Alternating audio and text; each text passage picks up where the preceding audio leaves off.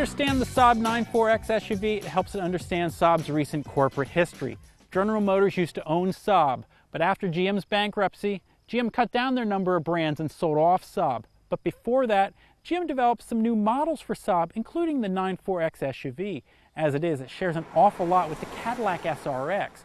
We were able to take a first look at the Saab, so here's our first impressions. Most versions of the 9.4X will come with a 265 horsepower 3-liter V6. When we tried that engine in the Cadillac, we found that it really worked hard to move around the heavy SUV. It just wasn't that enjoyable. The version we have here is the 9.4X Aero. It has a 2.8-liter turbocharged V6. Now, it claims 300 horsepower, but when you drive it, it doesn't quite feel like it. The Saab drives pretty well, but it's not quite as nimble or as agile as some of the better compact upscale SUV competition, like the BMW X3 or the Audi Q5. The interior is pretty nicely finished. There's some traditional Saab design cues here, like the little joystick vent toggles, a night panel mode that blacks out unneeded instruments, and the frustrating console-mounted ignition button.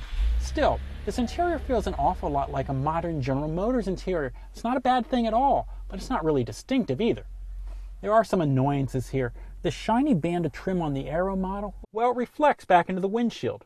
And the rear roof pillar, it's really thick, so when you're backing up, you get a blind spot in the corner. Since General Motors sold Saab, the Swedish automaker's been struggling financially. It remains to be seen whether the 9.4X will stand out in a crowded market segment.